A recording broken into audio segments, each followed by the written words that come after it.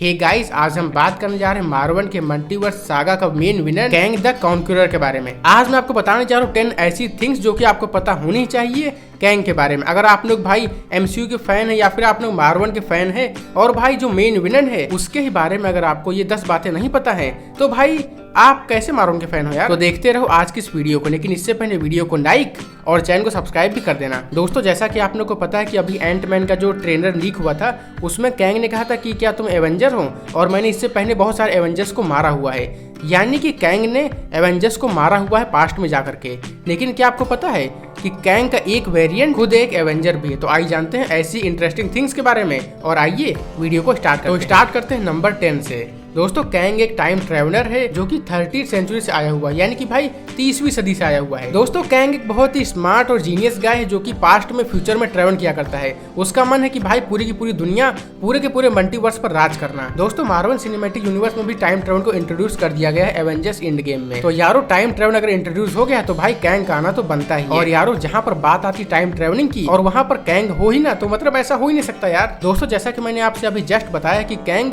30वीं सदी से आया हुआ है और वो आगे पीछे मतलब पास्ट फ्यूचर हर जगह ट्रेवल किया करता है। तो उसके पास फ्यूचर के वेपन्स हैं, फ्यूचर के आर्मर जिसका कैंग यूज करता है पास्ट में आकर के। अब जाहिर सी बात है कि अगर 100 साल के बाद अगर आप कोई आर्मर लेके आ रहे हैं और भाई जहां पर हम लोग देख रहे हैं कि हर 1-2 साल के बाद दुनिया इतनी एडवांस हो जा रही है, तो वहां बात करते हैं 100 साल बाद। और अगर कोई भी वेपन 100, 200, 500, 1000 साल के आगे का है तो यारो जाहिर सी बात है कि वो कितना एडवांस और कितना पावरफुल होगा। तो यारो क्या आपको पता है कि कैंग भले बहुत ही हरामी टाइप का है, लेकिन उसको भी एक लड़की प्यार करती थी यार, उसका नाम था रवोना, और उसने कैंग के लिए अपने आप को सेक्रीफाइस कर दिया था।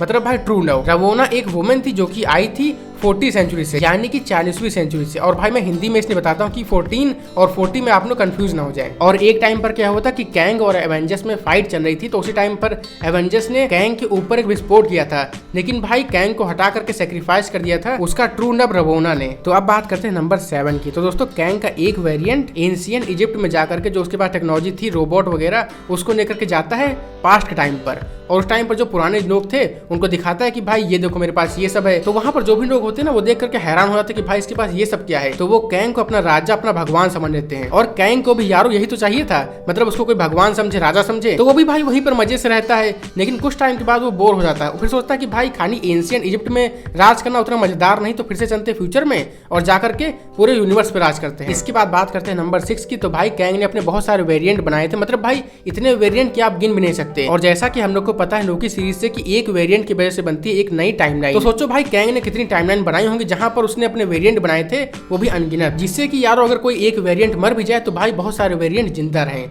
इसके लिए, जिससे कि कैंग अमर रह सके। इसके बाद भाई नंबर 5 पर जो फैक्ट है ना वो तो आपको हैरान कर देगा कि कैंग का एक यंगर वर्जन यानी कि एक यंगर वेरिएंट एक एवेंजर था भाई, और उसका नाम था आयरन लेड, जो कि कैंग का एक यंगर वेरिएंट था और ये यंग एवेंजर्स का पार्ट भी था। और शायद एवेंजर्स सीक्रेट वॉर के पहले हम लोग को कैंग का ये वेरिएंट देखने को मिल सकता है यंग एवेंजर्स में। इसके बाद जो फैक्ट नंबर 4 पर है, ब्लैक बोल्ट जो कि इनह्यूमंस का किंग है, तो उसने कैंग के साथ अपने बेटे को भेज दिया था पास्ट में कि किसी तरीके से मेरा बेटा बच जाए इनकर्जन से। लेकिन हुआ क्या कि कैंग ने उसके बेटे के साथ मिलकर के पूरे के पूरे इनह्यूमंस को ही मिटा दिया।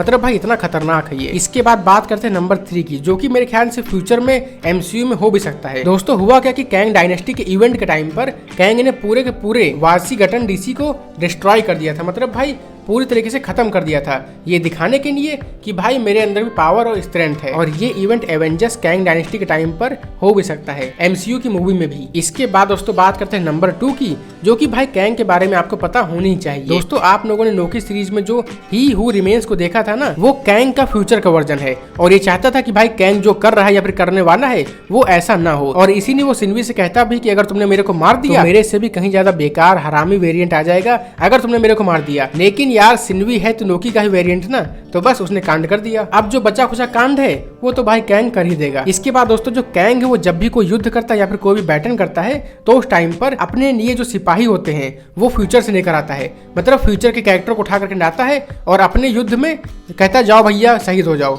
या फिर शहीद कर दो। और भी कई सारी चीजें हैं जो कि एमसीयू कैंग डायनेस्टी के टाइम पर आपको दिखाई जा सकती हैं। जैसे कि एक बार क्या हुआ था कि कैंग और डॉक्टर डूम आपस में मर्ज हो गए थे, और यारो जब दो मोस्ट पावरफुल विलन आपस में मर्ज हो जाएंगे ना, तो उस टाइम पर आप सोचो कि कितना पावरफुल एक विलन बनेगा। मतलब भाई बॉलीवुड का एक विलन नहीं, वो बनेगा रियल विलन। तो फ्रेंड्स आई होप कि आपने इस वीडियो को एंजॉय किया होगा। अगर आपको कोई फैक्ट पता है तो आप लोग बताओ कमेंट में। और हाँ, अगर आपने इस वीडियो को एंजॉय किया तो वीडियो को लाइक और यारो चैनल को सब्सक्राइब भी कर देना। तो मिलते हैं बहुत ही जल्द एक और न्यू वीडियो में, तब तक के लिए जय हिंद, वंदे मातरम।